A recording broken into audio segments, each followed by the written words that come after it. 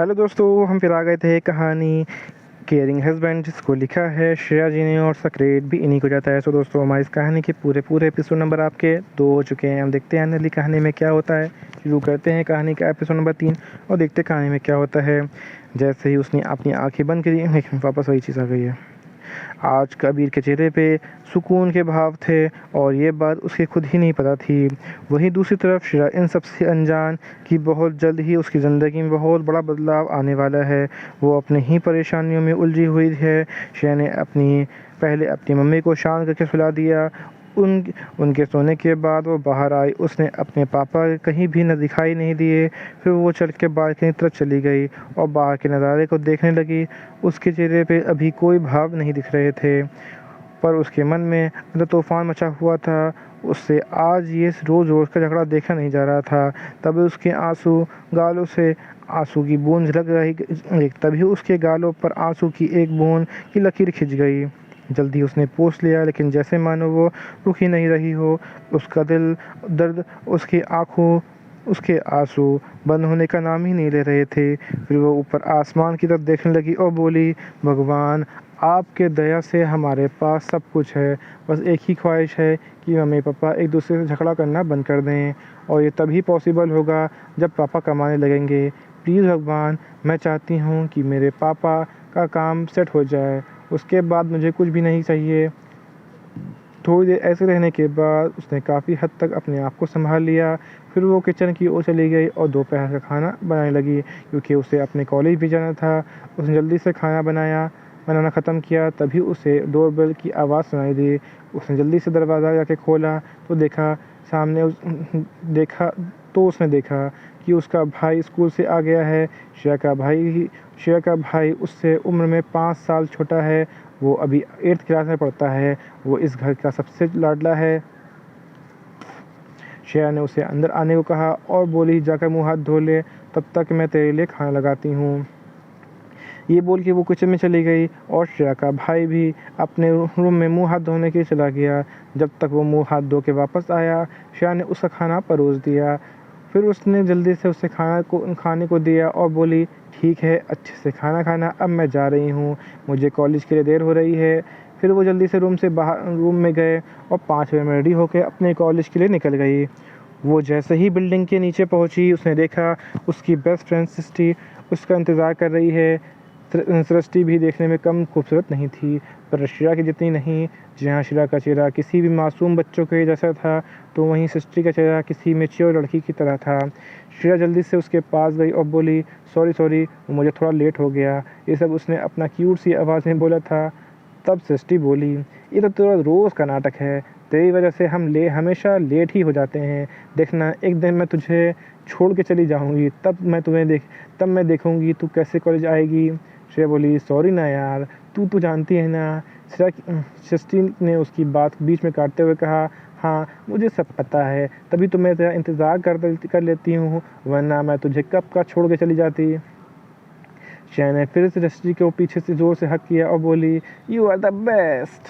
सृष्टि बोली, हाँ चल ठीक है, अब ज़्यादा चिपक मत, वरना लोग क्या सोचेंगे, तू और मैं। श्रेया को बस इतना ही सुनना था। जल्दी से पीछे हो गई और सृष्टि को पीठ पर मारते हुए बोली, क्या बकवास कर रही है। तब सृष्टि बोली, तुझे ये बकवास लग रहा है, पर मुझे जब देखो मुझे चिपकती रहती है, तो लोग तो यही सोचेंगे ना, तू और मैं। श्रेया उसकी बात को बीच में काटते हुए बोली, चुप, एकदम चुप, और मुझे और कुछ नहीं सुनना। ऐसे ही मस्ती मजाक करते हुए दोनों सृष्टि के एक्टिवा से कॉलेज के लिए निकल गए। थोड़ी देर में वो लोग कॉलेज पहुंच चुके थे। वो लोग सूरत के बेस्ट कॉलेज में पढ़ते थे। दोनों ही 12वीं क्लास में बहुत अच्छे से मार्क्स आए थे, तो वो लोग का कॉलेज में आसानी से एडमिशन भी हो गया। कॉलेज पहुंच के पहले सृष्टि ने अपने एक्टिवा पार्क लगा दी। उसके बाद वो लोग कॉलेज के अंदर गए। जैसे ही वो लोग अंदर गए, उनके सामने 2 लड़कियां आ गईं। वो दोनों भी सृष्टि और श्रेया के फ्रेंड थी। एक का नाम निधि और दूसरी का नाम मानसी था। तब मानसी बोली, तुम दोनों आज फिर लेट आ गए हो। तब सृष्टि मुस्कुरा के बोली, ये सब इस श्रेया की वजह से है, ये कभी टाइम पे रेडी नहीं होती। उसकी बात सुनकर श्रेया ने मुंह बनाया और बोली, लेट कहाँ हुआ है, अभी तो बस अभी भी थोड़ा टाइम है। श्रेया की बात सुनकर निधि ने सुखी तरफ देखा और कहा, ये सब छोड़ो और जल्दी से क्लास में चलो, वरना हम लोग पक्का लेट हो जाएंगे। और आज पहले मैथ की क्लास है और मैं बूढ़े का गुस्सा नहीं झेल सकती, और वैसे भी वो इतना पकाता है। उसकी बात सुनकर सब हंसने लगे और जल्दी से अपने अपनी क्लास की ओर गए। यहीं पे कहानी का एपिसोड नंबर आपका 3 कंप्लीट होता है। मुझे लगता वक्त है तो मैं इसी में कहानी का एपिसोड नंबर 4 ऐड करता हूँ और देखता हूँ आने वाली कहानी में क्या होता है। शुरू करते हैं एपिसोड नंबर 4। फिर वो चारों सहेलियां आपस में इधर उधर की बात करते हुए क्लास की तरफ चली गईं। क्लास के अंदर जाने के बाद और क्लास स्टार्ट होने के बाद क्लास के बीच में सृष्टि की नींद आने लगी। सृष्टि उसे नींद भरी आवाज़ में श्रेया से बोली, यार बूढ़ा कितना पका रहा है, देख ना यार श्रेया, कितना समय और बचा हुआ है, ये बूढ़ा कब तक पकाएगा हमें। लेकिन श्रेया ने सृष्टि की बात को पूरी तरह से इग्नोर किया और अपना पूरा ध्यान लेक्चर पर दिया, क्योंकि उसे पता था कि सृष्टि का मैथ बिल्कुल भी पसंद नहीं है। अपनी बात को इग्नोर होता देख सृष्टि ने चिढ़ गई। लेक्चर ख़त्म होने के बाद जब श्रेया ने सृष्टि की तरफ देखा तो वो मुंह लटका कर बैठी थी। उसे यूं मुंह लटकाए वो देख श्रेया मुस्कुराई और उसकी ओर जाकर श्रेया उससे बोली, क्या हुआ। श्रेया के ये पूछने से सृष्टि मुंह बना के एक दूसरी साइड की ओर देख के बोली, यार आज इस बूढ़े ने तो पक्का डाला, लेकिन तुझे पता नहीं है क्या, मज़ा नहीं आता मुझे। लेकिन तुझे जो भी लगे, मुझे ऐसा लग रहा है अगर मैं थोड़ी और देर इसकी बकवास सुनती तो पक्का बेहोश हो जाती और फिर कभी होश में नहीं आती और ना ही आगे से कभी मुझे इस बूढ़े का लेक्चर सुनना होता। अपने दोस्त की बात सुन के श्रेया उसकी बात पे हंसने लगी और बोली, यार इतना तो अच्छा पढ़ाते हैं और तू उन्हें बोला क्यों कहती है, माना कि मैथ के टीचर तुझे पसंद नहीं है। श्रेया की बात सुनकर सृष्टि बोली, अच्छा ठीक है बाबा, मुझे माफ़ कर दे, मैं ही पागल हूँ, किससे बोल रही हूँ।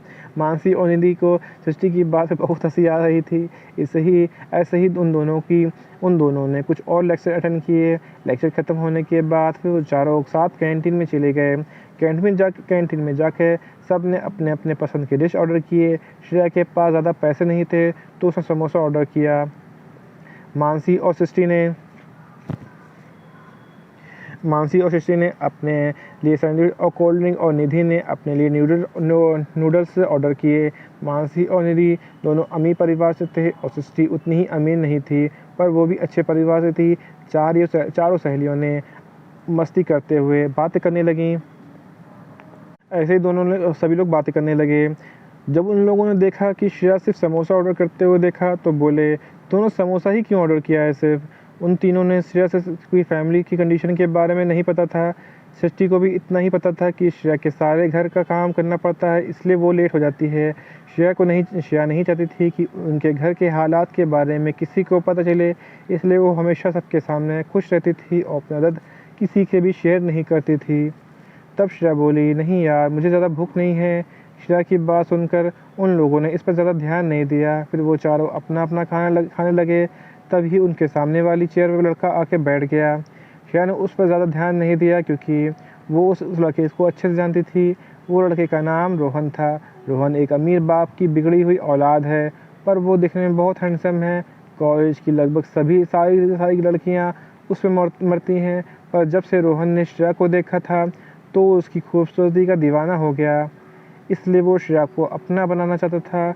वो उससे कोई प्यार वार नहीं करता था, वो बस उसके साथ एक रात बिताना चाहता था। पर श्रेया उसे कोई भाव नहीं देती है। ये बात उसकी ईगो पे जा रही थी, इसलिए उसने ठान लिया था कि वो किसी भी कीमत पर श्रेया को बेड तक ले ही आएगा। रोहन ने बोला, हे ब्यूटीफुल, तुम यहाँ हो, मैं तुम्हें पूरे कॉलेज में ढूंढ रहा था। रोहन के मुंह से श्रेया के लिए ब्यूटीफुल सुनकर सृष्टि ने अपनी मुट्ठियाँ भींच ली। उसकी आंखों में गुस्सा, जलन, नफरत और भी बहुत सारे इमोशन नज़र आने लगे, पर उसने उसे जल्दी छुपा लिया। पर रोहन ने ये सब देख लिया था। उसकी नज़र सृष्टि की बंद मुट्ठी पे गई तो उसके दिमाग में एक शैतानी आइडिया आ गया और वो तुरंत उठकर बिना कुछ बोले वहाँ से चला गया। उसको जाता देख श्रेया ने राहत भरी सांस ली। वो रोहन से बहुत परेशान थी और वो चाह कर भी कुछ नहीं कर सकती थी। फिर ऐसे ही पूरा दिन निकल गया सारा का और शाम को जब श्रेया घर आई तो उसे कुछ अजीब लगा। उसने ये सब इग्नोर किया और अपने रूम में चली गई। रूम में जाके सबसे पहले वो फ्रेश हुई और अपने रूटीन के हिसाब से किचन में चली गई और रात का खाना बनाने लगी। खाना बनाते हुए श्रेया ने अपने फ्यूचर के और अपने परिवार खाना बनाते हुए श्रेया अपने फ्यूचर और अपने परिवार, अपने फ्रेंड के बारे में सोच रही थी। उसने डिनर बनाते हुए सोचा, काश कि मेरे परिवार की कुछ मदद कर पाती। पापा भी अभी कुछ भी नहीं कमाते हैं। माँ को कितनी मेहनत करनी पड़ती है। यही पूरा खर्च मेरी माँ अकेले ही उठाती है। देर रात तक माँ को मेहनत करनी होती है। पता नहीं मैं कभी अच्छी बेटी बन पाऊँगी या नहीं। मुझे कुछ तो करना ही चाहिए। शेर सब अपने मन में ही सोच रही थी कि उसकी मम्मी काम पर जाती थी। वो रात को लेट आती थी, इसलिए सब श्रेया को करना पड़ता था। फिर उसने जल्दी से डिनर रेडी किया और रेडी करने के बाद अपने भाई, पापा और मम्मी को डिनर करने को बुलाने के चारों के ने साथ में डिनर किया और अपने अपने रूम में चले गए। रूम में पहुंचकर श्वेता अग्रवाल, जो कि श्रेया की मम्मी थी, उन्हें विकास अग्रवाल, जो कि श्रेया के पापा थे, उनसे कहा, आपको श्रेया को सब बताना चाहिए। विकास जी बोले, मुझे समझ नहीं आ रहा है कि उसे कैसे बताऊं। ऐसी कौन सी बात है जो विकास जी और श्रेया की माँ एक दूसरे से बात पे बहस कर रहे थे। जानने के लिए सुनते रहिए कहानी केयरिंग हस्बैंड। दोस्तों हम फिर मिलेंगे एक नई वीडियो के साथ। तब तक के लिए मुझे इजाज़त दीजिए। धन्यवाद दोस्तों।